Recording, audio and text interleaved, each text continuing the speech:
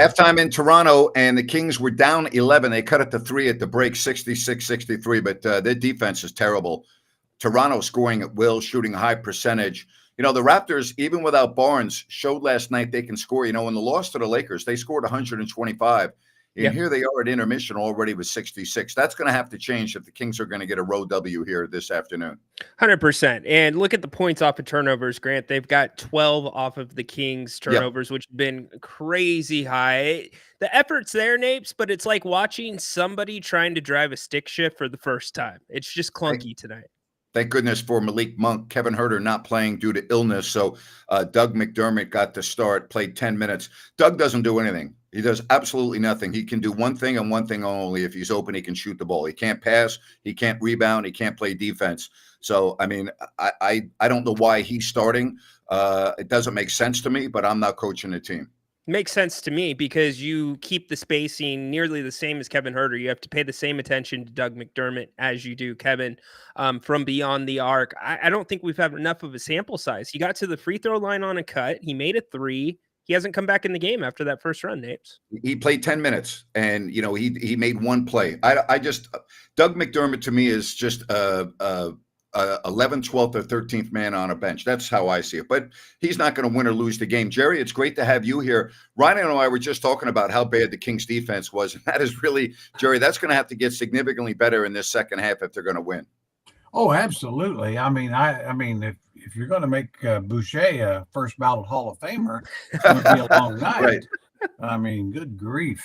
But they fought back a little bit in the second half. The positive, I thought the bench, with Trey Lyles got a little something going, and certainly Ellis and Monk were all good, and Monk especially just kept him in the game. And looks like that De'Aaron is kind of getting his game, and DeRozan is still searching for his. So, I think that'll be the key. I'm not sure they can play worse defense, so I don't know why we wouldn't expect better. You just can't give up that many points to a team that really they're finding their way in the league right now. Jerry, do you think the pressure is bothering the Kings offensively? I do. I'll give Toronto credit for it. They're picking up the ball and really pressuring the ball pretty good. It'd be interesting what kind of adjustments Coach Brown makes at halftime, because I really think the Kings have got to figure out some ways of getting some more movement to get away from some of that pressure. I think it might mean that you might even just go ahead and put Domas in low a little bit more to open up the floor. Jerry, I agree with what you just said when I look at the Raptors roster, but 24 hours ago, they scored 125 points in a loss against the Lakers. So it's not like they can't score. Well, they're like every team in the NBA. They got guys who can play. Everybody's got NBA players, and they certainly do. Barrett was a former second pick in the draft, and of course Davion was a lottery pick. Grady Dick's a lottery pick. They got guys, so it's really. Probably in their case, they're not going to win a lot of games because they're a young team that haven't really fit yet. But then, of course, Pirtle, there again, he's a lottery pick that has bounced around a little, but a solid center. That's who he is, and so you got to go. You got to win these games, and any game on the road is tough to win. Yep, Jerry. Just so you know, when you coached, I actually was wondering at times if you had NBA players. So I don't know if you can actually say every team had NBA players. Well, we had some really good ones. We didn't have enough. That was always, You're right. There was never a time we didn't have 3 or 4 really good players, but that's right. Fortunately, when guys got hurt, then you're tough to win with 2 or 3. Yeah, that's a good point. What do you think the key is in this second half, Ryan? Well, besides the obvious with the turnovers in the defense, the Kings have to get second opportunities. They've only gotten 1 offensive rebound. They've been active. They just haven't come down with the ball. They've got to convert, get second chance points. Jerry?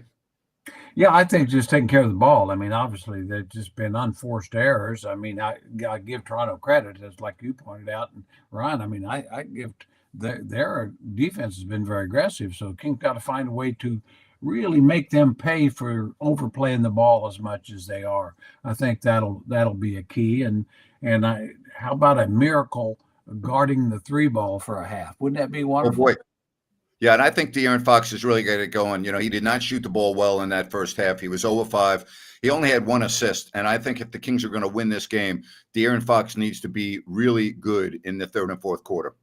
Yeah, I agree with that. And I think DeRozan, I mean, he has really struggled. He, just got to settle into the game. Obviously, a lot of extra pressure on him coming back to a team that he's spent most of his career with. But, and they're playing him well, but he's got to find a way to be a key part of this offense. Yeah, and the Raptors, that's what you have to be so careful of. They are really good at getting steals, 7th in the NBA, and they've taken it away from DeMar with some quick hands a couple of times. So, Jerry, I think that comment about going backdoor, trying to get some of that pressure off is a great one. Yeah, I mean, I think it's a case where, the Kings are really setting a lot of screens and playing, but that also brings a lot of defenders together. So get a little more spacing, I think, would really help this team. There's a couple of comments in relation to the Kings back-to-back and going through customs in Toronto. Going into the country is really not that much of a problem. It really isn't. It maybe takes an extra maybe 15 to 20 minutes. I mean, it's not a big deal. You wait on the plane a little bit longer. They let you off in groups of 10. You pick up your bag. You show your passport. You get on the bus. It's really not that big of a deal. The big deal is, look on the map. Atlanta to Toronto is exactly close. It's a lengthy flight. And you probably get to your hotel between 2:30 and 3 in the morning. It's not really the customs. Leaving the country and coming into America is much more time consuming than coming into Canada. Jerry, we've done that a number of times. We sure have. You're really right. That hard. It's a lot tougher coming into America. And the other thing is, Grant, as you know, back in the early days when you first went to Toronto or Vancouver, it was a lot more pain in the butt then. And they've streamlined the process tremendously. The last few years we were doing it. Yeah, it's really not a problem. You guys got to keep that weird stuff out of your bags. Come on, gentlemen. Well, my weird stuff is just clothes that most of them old enough that they probably wondered just if they were from an antique shop or something. I don't know. Hey, by the way, Vince Carter's currently having his jersey 15 retired at halftime. And I know I speak for Jerry. He was one of the most enjoyable players that I had an opportunity to be around. His professionalism, his mentoring of the young players, always being there with his arm around a young player. I know when he took Jackson when he was a rookie and basically did everything with him to try to teach him the ropes. I have a lot of respect for Vince Carter, as I know you do, Jerry. Oh yeah, obviously a Hall of Famer, but how he handled it his last 3 or 4 years in the league when he really was just a limited role player. You couldn't have asked for anything better. Just a classy guy. And one thing, last thing I've said many times, we worked him out coming out of the draft. He was taken in front of us, obviously, but I've said he had the most impressive workout that I've ever seen. Really? Oh, it was just breathtaking. You just what stood out to you about it? Well, his shot making, we weren't expecting that. He really could make the 3-point shot and shot it easy. Of course, the athleticism was just breathtaking, and then just the classiness of the guy. I mean, he was, but I mean, his skill and his athleticism, and then just the class and intelligence that he had, and his psychological profile that we did with the psychiatrist, which we did on all the guys back then, was off the charts. Basically said he was going to be the kind of guy that he is. I want to get to this from Gammon. All right. He says, can we stop complaining about our defensive woes and a half? We as fans were told before the season that our offense is there's a little typo, but to winning games. First of all, thanks for your super chat donation. Yeah, it is the key to winning games. But if you play matador defense, okay, then you're putting extra pressure on your offense where they absolutely have to score 130 to win a game. So you do need to play some defense. All right. I mean, I think that we need to not just dismiss defense. You've got to guard the man with the ball. I mean, that's basic. That's basketball 101. I don't think that's asking too much.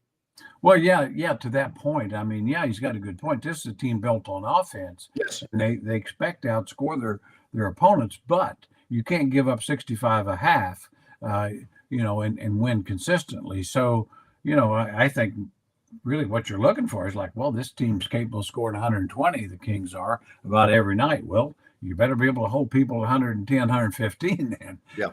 Yeah, and to your point, Jerry, and your point, Grant, the Kings through 5 games have guarded much better teams, better than they're guarding this Raptors team. Their Yes. defensive rating in that first 5-game sample is 8th in the NBA. So there is a little bit of an expectation. And they're going to play good better point. defense. They'll play better defense in the second half. I'm confident of that. They've always, Coach Brown's made good adjustments at the half, and that's what will be called for here. All right, I'm going to go first. I think Toronto's going to win this game. I think they're going to win this game 124-122. Rhino, Jerry, what are your predictions? Well, I've got the Kings winning 126-123. Yeah, I am going to go Toronto on this one as well. I think Toronto gets it 124, Sacramento 121. All right. So, folks, what is your prediction? And again, Bain, thank you very much for the super chat donation. We love Jerry too, just so you know, especially Jerry. See, Jerry, they love us, but they especially love you. Okay. That's very important. Well, I'm lovable. There's no doubt about that. I mean, I try to explain that to Mrs. Reynolds. She's not quite, probably wouldn't donate any money for that idea. Yeah. Well, I could make a comment, but I'm not going to. Yeah, okay? I appreciate it. Yeah, I appreciate it. Yeah. Hey, oh, we always have fun here on these shows, Jerry. That's the one thing we can say. We do enjoy winning or losing. We always have a good time. Well, much you love the Kings, you want to see the Kings win. It's entertainment. Absolutely. And I love the game, and I much prefer them to win, but I'm going to enjoy the games regardless. Hey, can I ask Jerry? I want to step aside and talk about one or two other teams while we have a couple of minutes. If I'm a Denver Nuggets fan, should I be concerned with what's going on with that team right now? Yes, I think. And why? What do you see as the issues with them? Well, they just don't have quite enough depth. That's a very thin team. And then Jamal Murray, they expect a lot from him. And really, we saw in the playoffs, he just wasn't the factor that he'd been. I think teams are scouting him better. And so they can't go anywhere if Jamal Murray isn't a 20-something plus scorer with the lack of depth that they have. So, yeah, I personally don't see them as one of the top 4 in the West. And Jerry, the other team, and Ryan and I talked about this yesterday. The Warriors, to me, I am really surprised. And by the way, they are on top of Houston in Houston right now with 6 minutes left to go in the first half, 59-31. They're playing without Steph Curry, and they have not missed a beat, Jerry.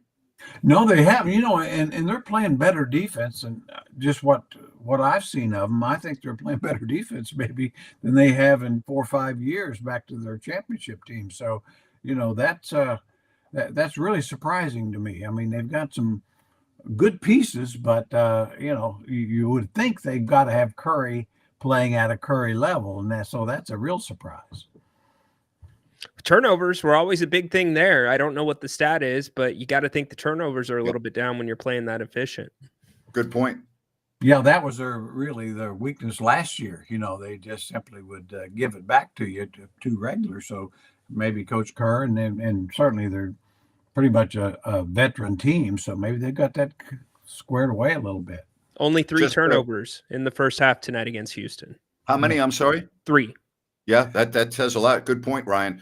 Grizzlies are leading the 76ers in Philly at the half, 59-52. The Timberwolves and Spurs are all tied at 51, 5.5 left to go in the first half. The Jazz are in Denver tonight. Portland takes on Phoenix. We've got the Thunder and the Clippers. We got a lot of action tonight, but right here at 66-63. Jerry, enjoy the rest of your weekend. We appreciate you. Thank you very much. I'll enjoy a lot more if you guys bring home a win. I'm telling you that. We'll do our best. Okay. All right, Jerry. Take care. You will. See you guys. Thanks, Jerry. And Rhino, we got a pregame that you did. We are now just finished halftime. That's in the book, and we'll be back in a little more than an hour with a postgame show. We'll see if that beam keeps lit or not. Right now, though, the Kings have some work to do. Played better at the end of that first half to take an 11-point deficit, cut it to 3. An extended halftime. We'll see what happens here in the second half.